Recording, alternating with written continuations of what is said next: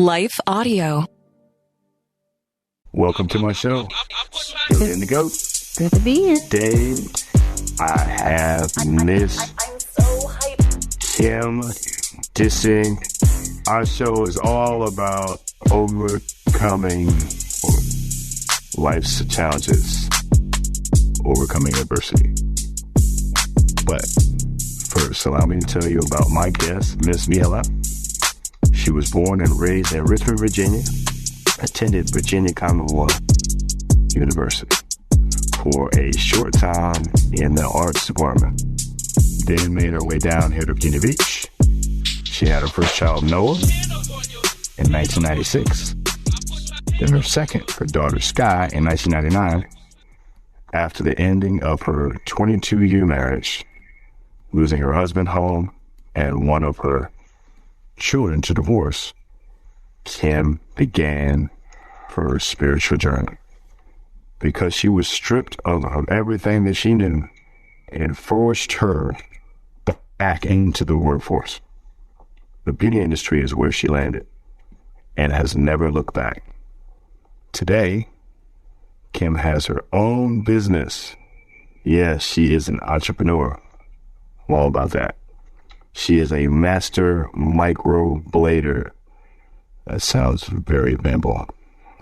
This gives her the opportunity, and she's empowered to pray over women as well as counsel them during their appointments. She says that, quote, being in her own space allows these women a chance to be raw and real in a safe place inside. Kim has found her purpose. 5 years ago today, she attended in an apostolic church, Pentecostal church, having no idea how much that would change her life. It set her on a path to go deeper into her spiritual journey that she craved for so long, but lacked for her entire life. Today, she stands now just a mother of two, but stepmom to three. You got a full house. Yes, they have 5 kids together. She is happily married to her best friend, Nick, who is amazing about that. She prayed for her and her husband, Nick, and God answered abundantly. This episode is brought to you by He Gets Us, a nationwide campaign all about raising the respect and relevance of Jesus. Did you see the Super Bowl ads about Jesus? Are you wondering how you can get involved?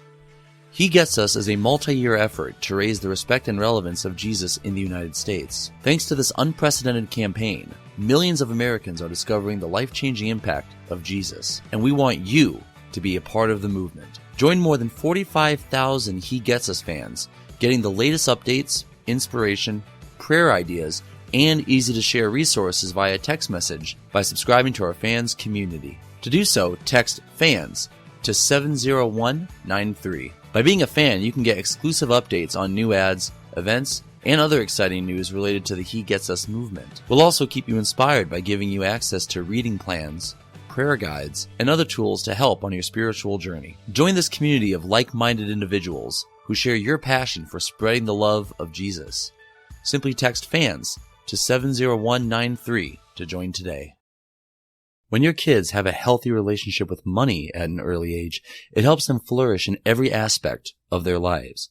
That's why Matt Bell, managing editor at Sound Mind Investing, wrote, Trusted, Preparing Your Kids for a Lifetime of God-Honoring Money Management.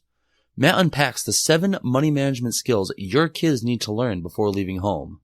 Learning to earn, planning to succeed, living generously, saving patiently, multiplying money, spending smart, and borrowing cautiously.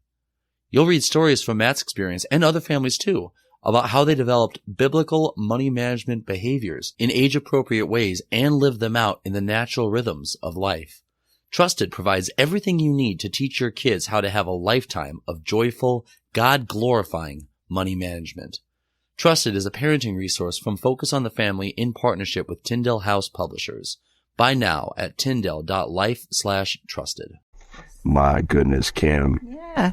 welcome to the show. Thank you so much for having me. Thank you for being here. Now, let's go back to how you got here from Richmond. So, I was born in Richmond. My family, too. All of us. We lived like miles from each other. It was a big, Wow. family. And we just moved here when my son was 2 weeks old. My ex-husband got a job and we moved here. And it was really hard to leave family with a newborn. But, we made it work, and great place to raise a family. And I've been here ever since. Yeah. Well, obviously, you liked it here. I mean, you stayed, you're still here. I did like it here. I do like it here, but my heart is in Richmond. I have to say, I'm a city girl, I feel. So I'm always asking Nick, can we please just buy a house there? He's a beach boy. He likes to surf, so that's not going to happen. Oh, man. Interesting. Yeah. So well, who knows what the future will bring? You never know. We talk about different things, and depending on where the kids go and what their future holds is probably how we're going to do. Well, it's close enough. It's not that far away. It's not that far. Yeah. It's not that far. But Nick loves to surf, so we head down to the Outer Banks past that area. He grew up partially in the Outer Banks because his grandmother had a house there, so he always went there to surf, and he loves it. So that's where he'd like to end up. So we'll see. Okay. We'll see.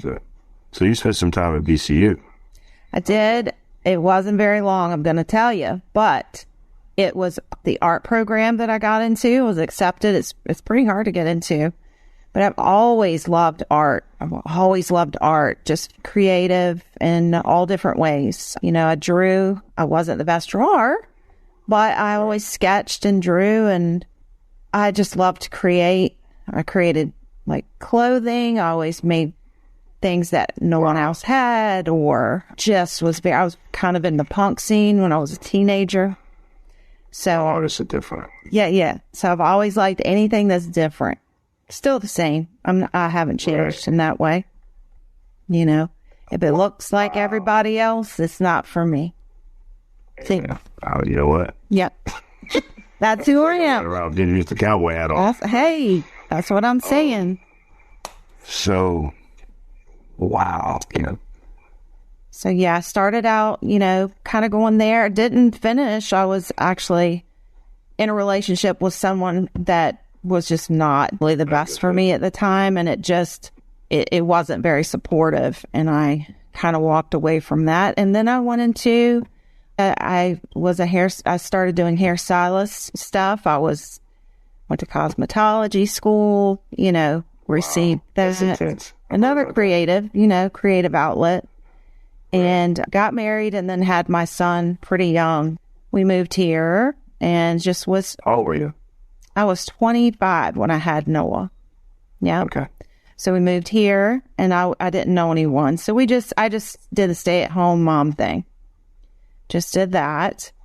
Didn't really know anyone. Everybody was a military wife. So, didn't really have a connection. So pretty much by myself.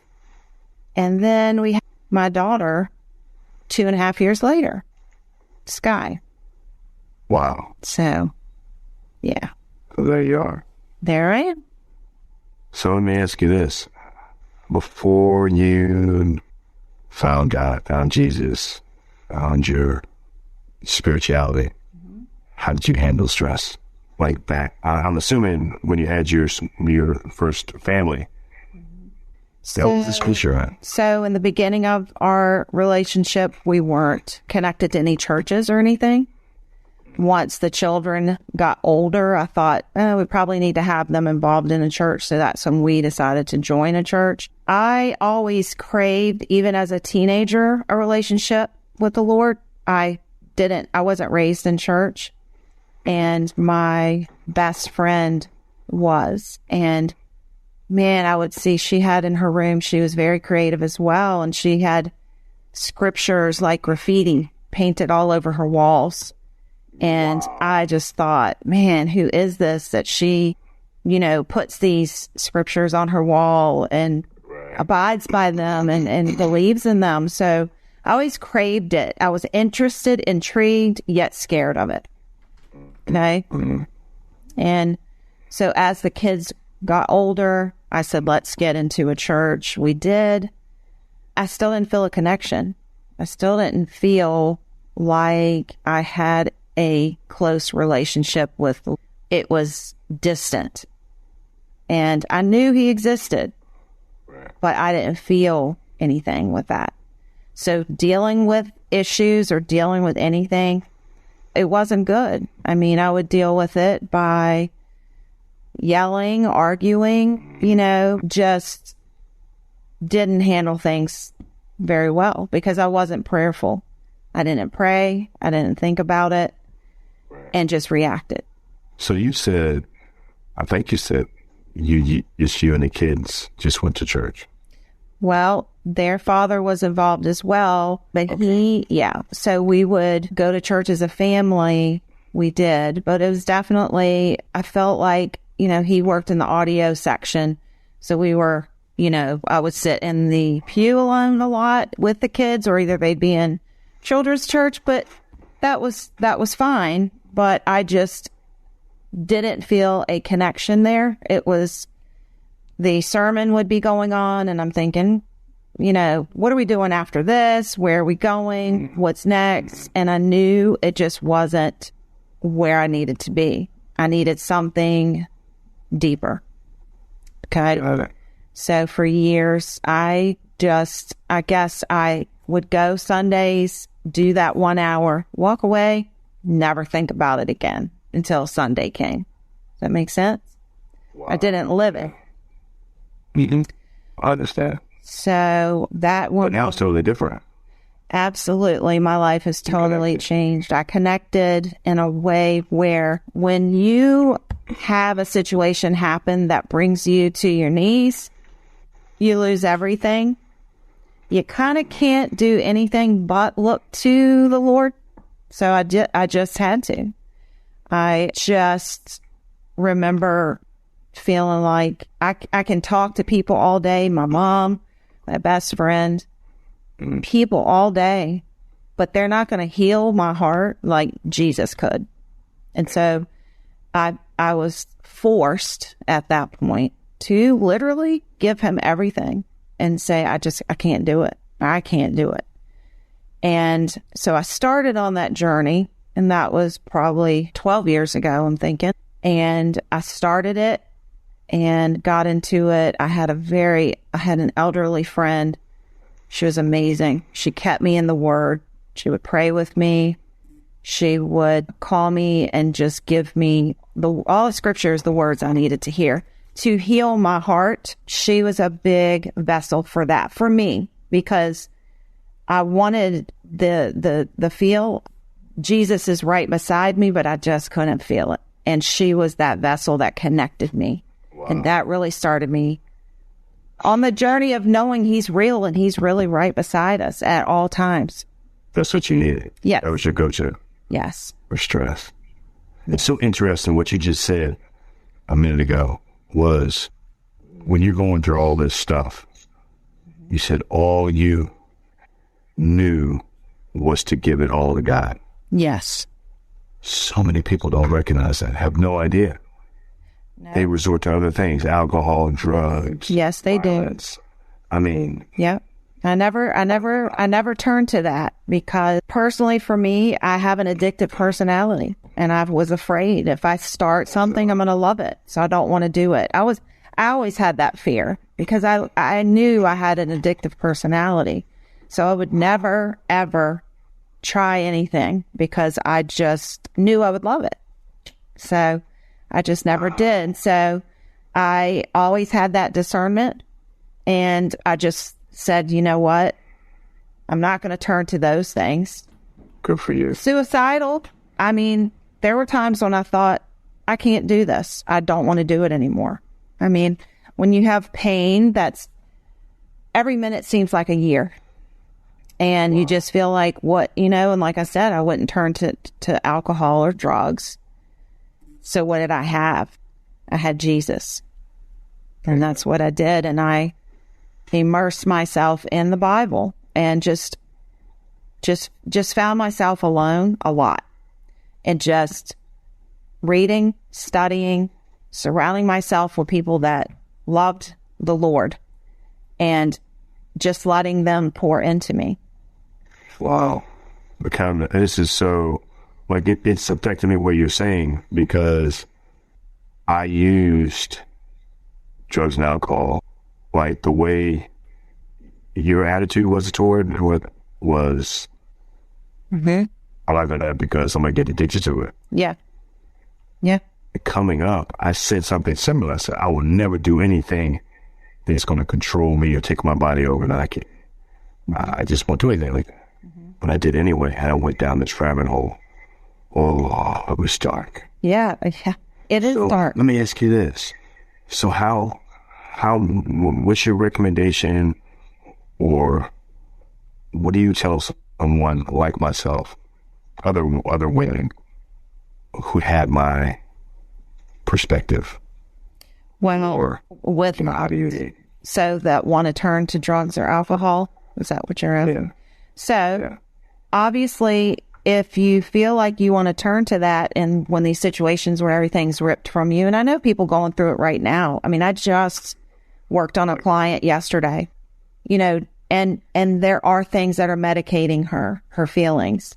And I tried to talk to her. So, I mean, obviously it's a Band-Aid. It's a Band-Aid. Jesus is not a Band-Aid. Jesus is going to be there to get you through and out of the darkness. Drugs, alcohol, it covers it for a moment, and then you pull that Band-Aid off if you try to stop or anything, and it's demonic. That stuff is demonic. It gives you illusions that everything is okay, and it is a lie from Satan. It is a lie from Satan. So, you take that pill so you feel numb. You take that alcohol so you feel numb, or a drug. The problem is still there. Blue pill, red pill. Yes, absolutely. And Jesus is the truth. He's the way. He's the light. Sure. So he's going to get you out of that darkness if you just put every bit of faith in him. He will lead you out of that darkness. You've got to give him a moment. Did it happen fast for me? Absolutely not. But I was smart enough to surround myself with a small group that had so much love for Jesus that they built a wall around me. They weren't going to let me fall. Oh my gosh. Amen. They weren't going to let me, believe the lies that Satan wanted to tell me. I mean, I was told I would never find anyone that loves me. Well, that was a lie. And so, people, when they're married, like I said, I'm always one to try to go biblically. If you're married, unless there's adultery, there should not be divorce. I am a big fan of that. Of course, if someone is being abused, I would not say stay in that relationship. But I believe that if you stand for your marriage, you can sometimes fix it if that person wants it as well.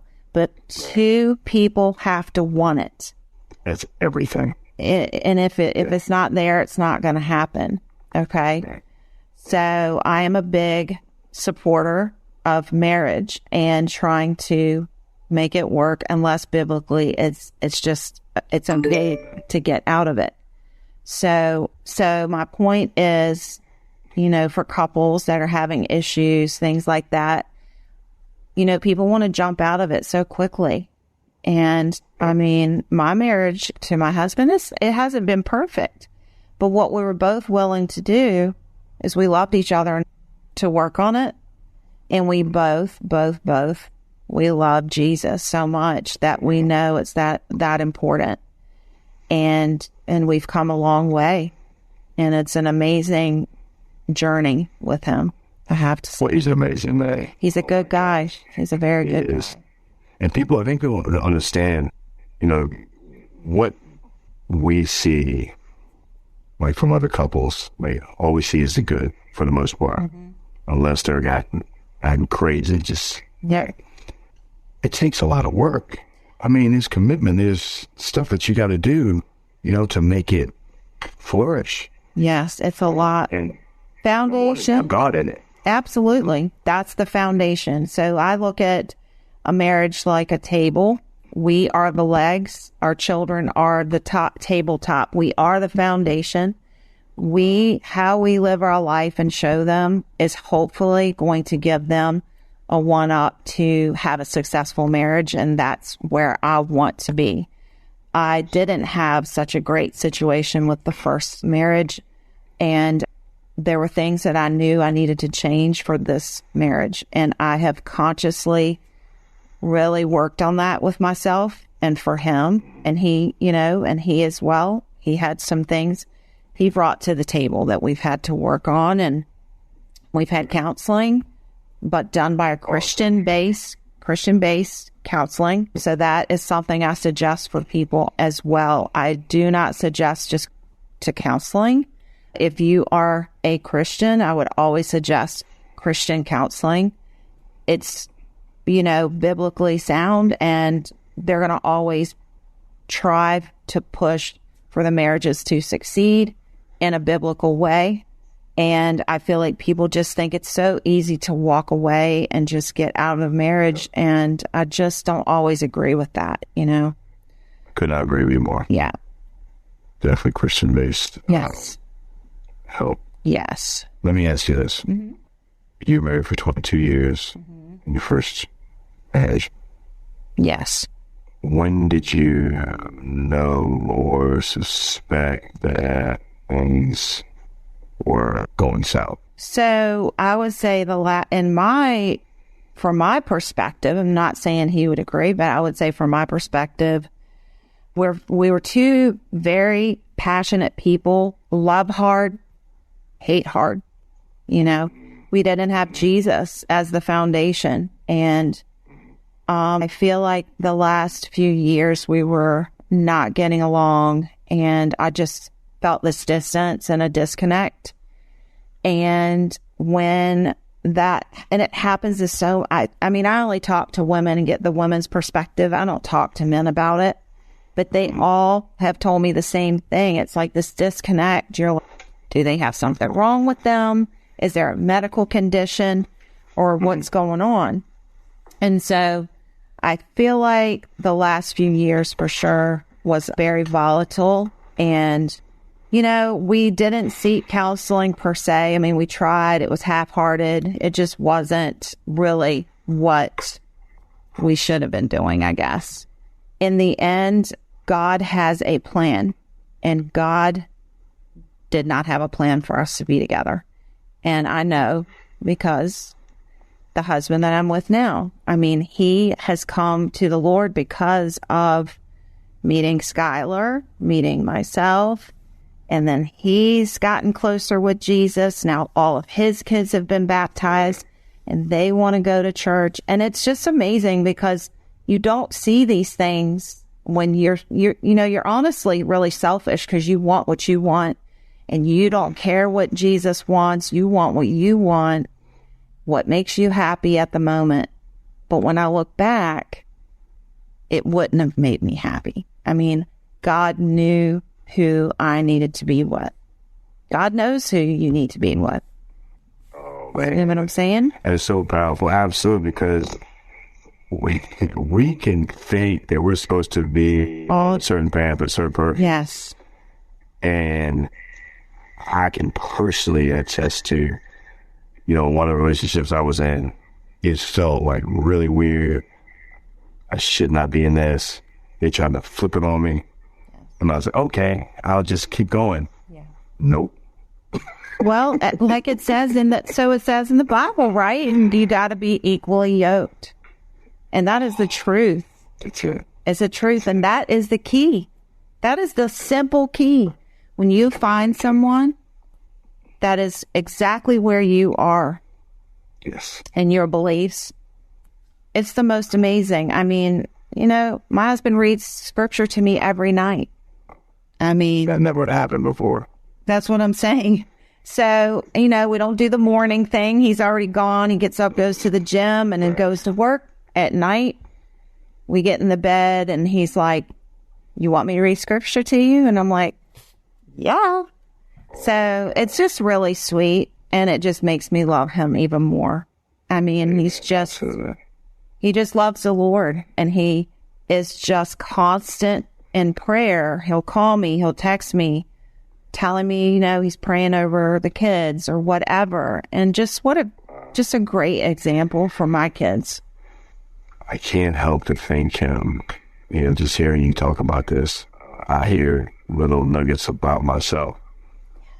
And regarding the space you're in, the space I'm in, Yes. there's no way we get to where we are today with our previous partners. Absolutely. And we had to lose everything, didn't we? Didn't we?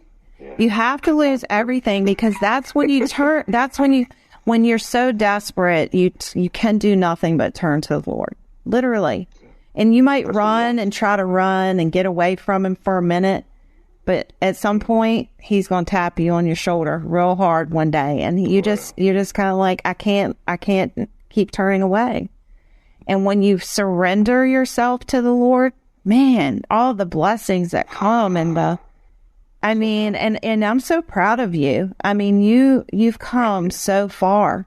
You really have. And I tell everybody about you. I think everybody should listen to you. You have a perspective from a male's perspective. I have the female perspective. I'm always I don't know how men look at things differently. And so I can only give my perspective, but it's really cool to see a man that can admit what he did. I think I've told you, I mean, I would think that your exes are very proud of you for being able to stand up and say what you've done, because as a woman, that's very important. And how do I know? Because my mom and dad went through it, and what my dad did for me, because I came up with him having affairs. I probably was 20 some years old. We're riding in the truck and we're going fishing. We always loved to fish together, and he never said a thing about it. And then one day we were talking and he said, I just want you to know, I'm so, so sorry for what I did. I know it was wrong. I was so selfish. And that's what we need to hear. That's what heals us, And so I know it has to make them feel at least you're sincere and you know what you did and you are sorry for that. And, and we have to forgive. Yeah. We have to forgive, because no one's going to stand in my way of getting to heaven. I'm going to forgive, everyone. I mean, has there been anger or hate? Absolutely. But I wasn't where I am now. And just, getting involved with this church. I mean, I was telling someone the other day, I've been to many, but the depth, I'm a pretty passionate person, I guess. And intense. So for me to just go to a church where you sit and listen to the sermon, it doesn't feed me. I need intensity in the church. Yeah. I mean, I need to be able to say what I want at church, go up to the altar, pray for people, put hands on, I speak in tongues. I mean, I always knew that existed, and I had a best friend, the one with the scriptures, and I always wanted it. I was like, that is amazing. In the Bible, it's a gift, and I wanted a gift. I wanted that gift. And going to this church, it is literally, it just feels the most powerful thing. And you crave it all week to get back in there, to feel that again, because it is supernatural. It is not of this world. This episode is brought to you by He Gets Us, a nationwide campaign all about raising the respect and relevance of Jesus. Did you see the Super Bowl ads about Jesus? Are you wondering how you can get involved? He Gets Us is a multi-year effort to raise the respect and relevance of Jesus in the United States. Thanks to this unprecedented campaign, millions of Americans are discovering the life-changing impact of Jesus, and we want you to be a part of the movement. Join more than 45,000 He Gets Us fans, getting the latest updates, inspiration, prayer ideas, and easy-to-share resources via text message by subscribing to our fans community. To do so, text FANS to 70193. By being a fan, you can get exclusive updates on new ads, events, and other exciting news related to the He Gets Us movement. We'll also keep you inspired by giving you access to reading plans, prayer guides, and other tools to help on your spiritual journey. Join this community of like-minded individuals who share your passion for spreading the love of Jesus. Simply text FANS to 70193 to join today. When your kids have a healthy relationship with money at an early age, it helps them flourish in every aspect of their lives. That's why Matt Bell, managing editor at Sound Mind Investing, wrote, Trusted, Preparing Your Kids for a Lifetime of God-Honoring Money Management. Matt unpacks the 7 money management skills your kids need to learn before leaving home. Learning to earn, planning to succeed, living generously, saving patiently, multiplying money, spending smart, and borrowing cautiously. You'll read stories from Matt's experience and other families too about how they developed biblical money management behaviors in age-appropriate ways and lived them out in the natural rhythms of life. Trusted provides everything you need to teach your kids how to have a lifetime of joyful, God-glorifying money management. Trusted is a parenting resource from Focus on the Family in partnership with Tyndale House Publishers. Buy now at tyndale.life/trusted. That's fantastic. This is a great segue into the next thing. My next question. Yes, granted, I want to talk about how you felt, how it hurt you, how it affected kids. Microblading. Yes. It gives you an opportunity to fellowship, right? Absolutely. Well, Tell me about that. yeah, so I always knew that I wanted to work with women and empower women and just help them out. I tried the hair industry. It wasn't for me. And I had done makeup in the past, been a makeup artist. And so I'd done that as well. Of course, always anything creative, you know? And so I'd done a clothing line as well. I mean, that kept me afloat right after during separation into divorce. An amazing God story. I mean, I had a dress on, bleach had gotten on it, but I kind of designed some stuff. Once that happened, I walk into this phone place to get my phone fixed. And the lady that owned the boutique next door, she was like, "Where'd you get that dress?" And I said, "I made it." And she said, "Come talk to me when you're done." And I went in there and she said, "If I write you a check right now, will you go get those same dresses and do what you did?" And I did. And from there, I got connected to a boutique at I got connected to a boutique at Hilltop. They wanted skirts, dresses, tops done in the way that I did it. And I had a whole wall of my clothing. It was called Lit Clothing. Lit coming from Lit Clothing from the light, because I was finally feeling at peace and happy. Wow. And it was an amazing journey. That stopped because that particular boutique was sold. And I went into, at that point, just getting like a regular job. And so I put that on hold, but people still asked me to make pieces. When we were in COVID, I was making those and selling them, and it just brings me joy. I really love it. Where can we find this? So my Instagram, I think it's Kim Dissy _Mihalap, if I'm not mistaken.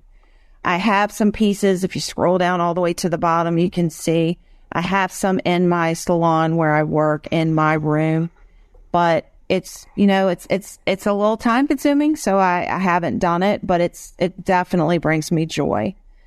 So I did that for a while, but microblading came because I was doing hair and I wasn't feeling happy with that. I mean, I just felt like there's got to be more. Started seeing these women getting their brows done and on Instagram. And I'm thinking, well, that's like makeup and you're a tattoo artist. You put the two together. That's really cool. So went to school and I got a tattoo license. And so I do, you can do eyeliner, you can do lips, you can do other things. I do freckles for people, beauty marks, things like that, but mostly brows. And because of COVID, everybody's wearing the mask. So everybody's brows are kind of, the focus. So that really took off for me. It was a perfect time. And that's a God thing, it's God's timing.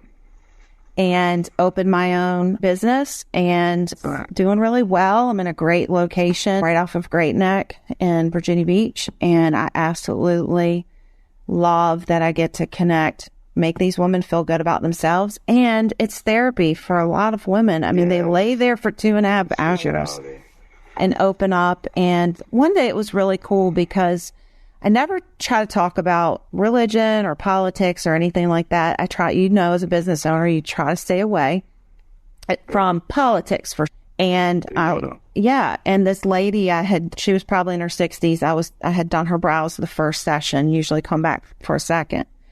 And I asked her when she was laying on the table, I said, what kind of music do you like? And she said, mostly Christian. Well, I had something else playing at the moment, but I knew when she came back for a touch-up that she'd be really cool with me listening to my music. And I needed it that day because I was broken that day myself. And God just really, it's just amazing how he knows what you need when you need it. All the time. All the time. I know. It's crazy.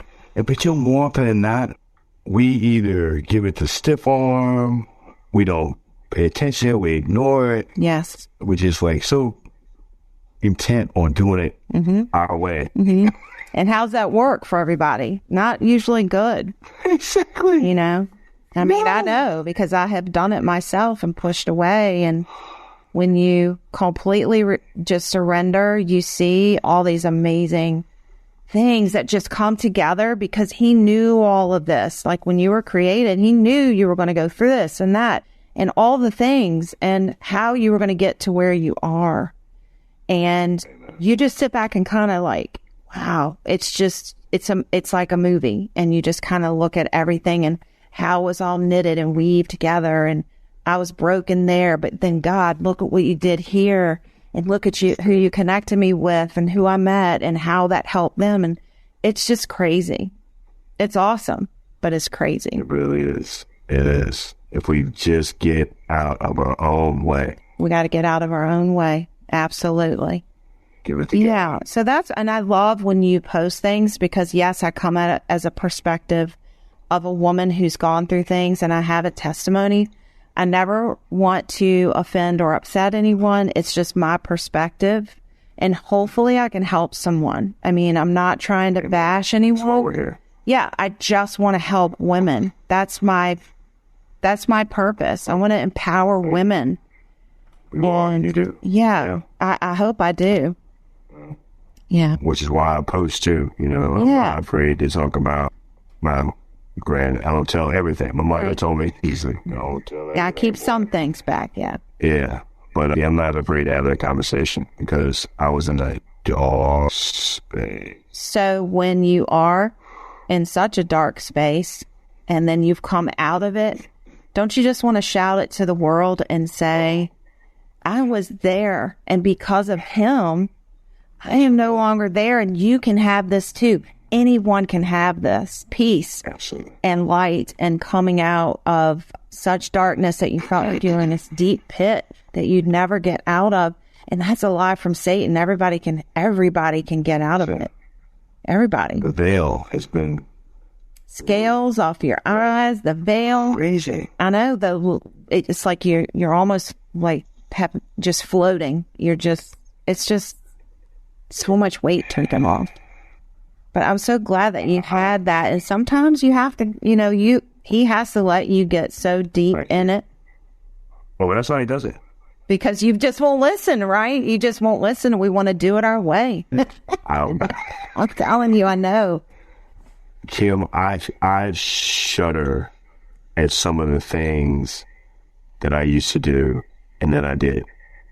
The person I am today is 100% when I waited. You turned away from that darkness. You turned your back on it. I didn't know that I was in. Here's the thing. I didn't know I was in darkness. Mm-hmm. I thought it was okay. But that's a lie. Here's the thing. I'm sorry to cut you off. I know a pastor that was doing similar. Mm-hmm. And at that time, I just thought, hey, he's doing, I'll do it. Must not be that bad. He's leading. Right? So the other part of that is I knew that I was doing dirty, right? I was doing dirt.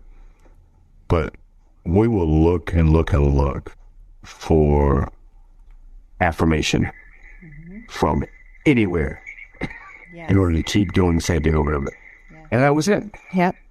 And it's who surrounds you. Who surrounds you?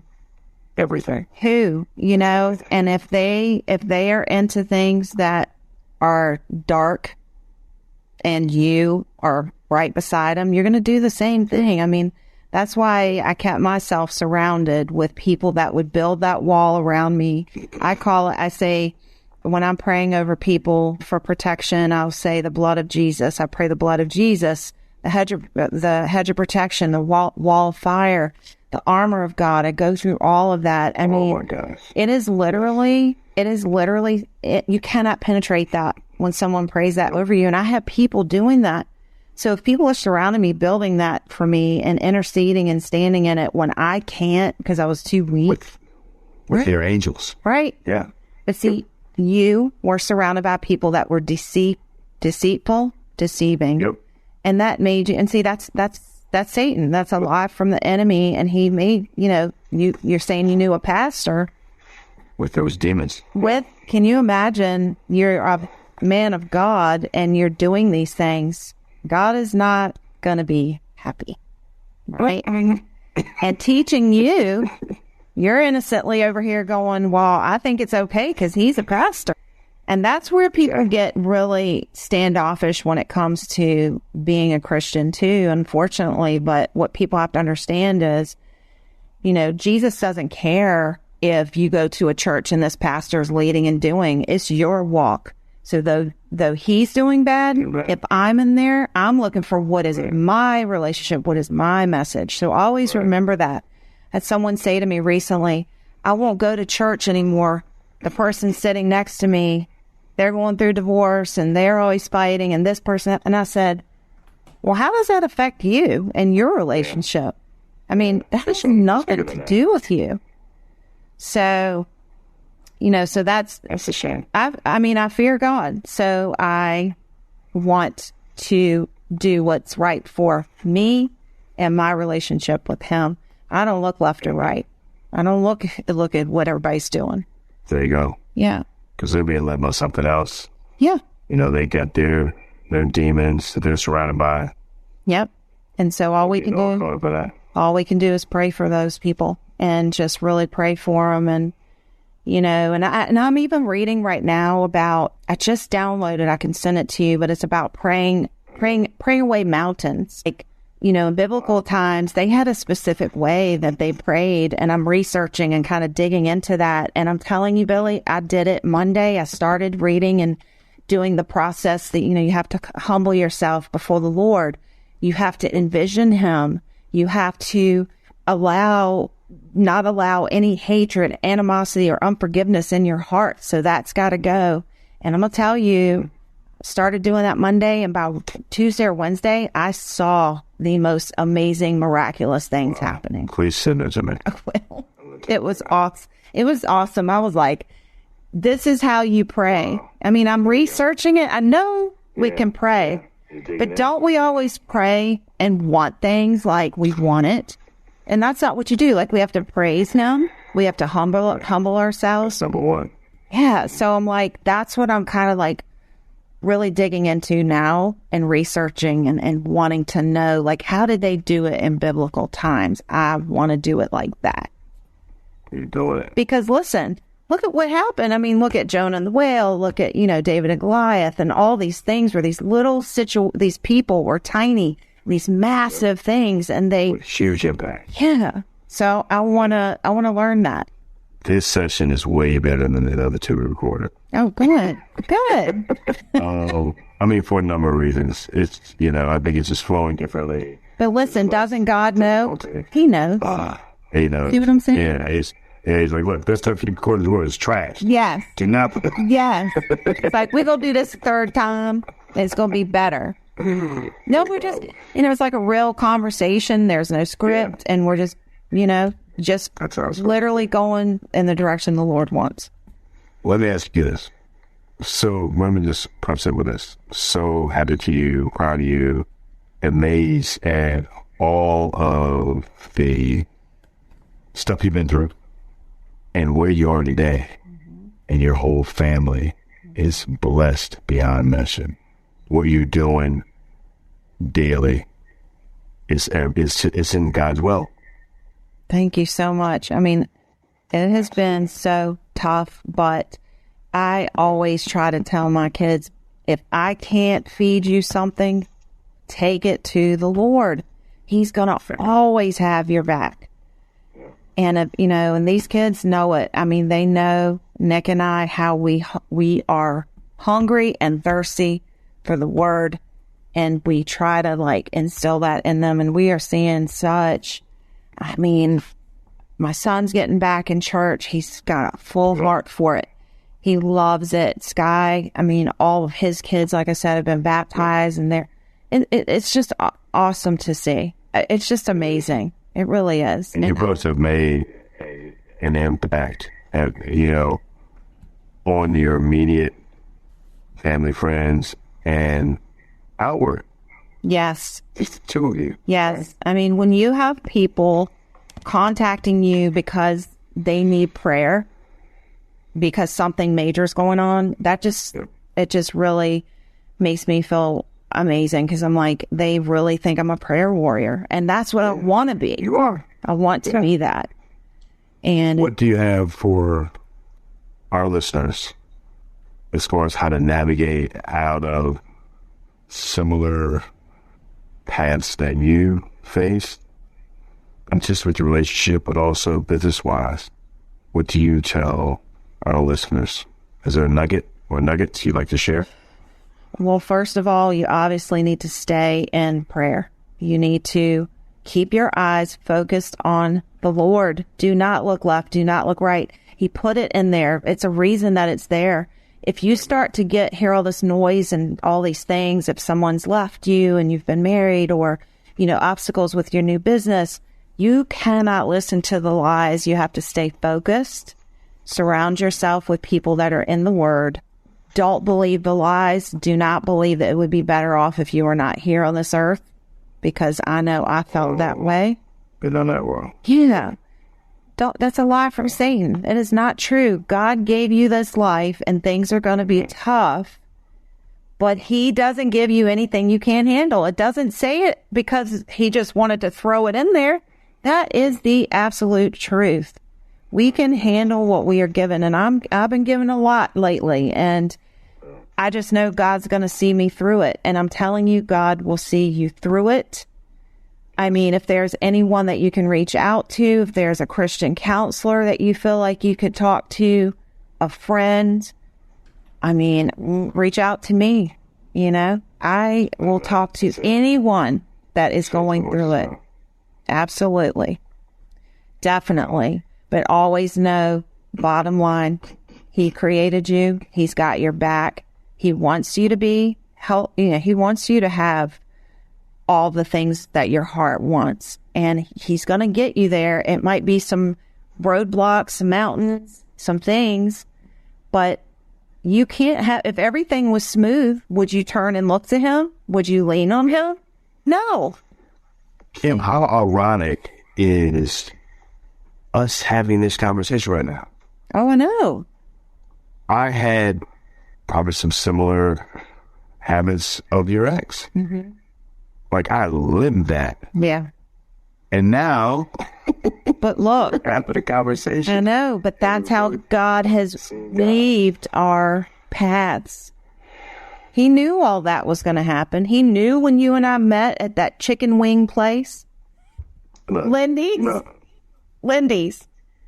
Remember we were at Lindy's down there in Red Mill or whatever. But yeah, we met at Lindy's, I'm pretty sure. Who? Me, you, and my ex. And maybe the kids are... Wendy's? Oh my gosh, we got to talk about that. But I'm saying God knew.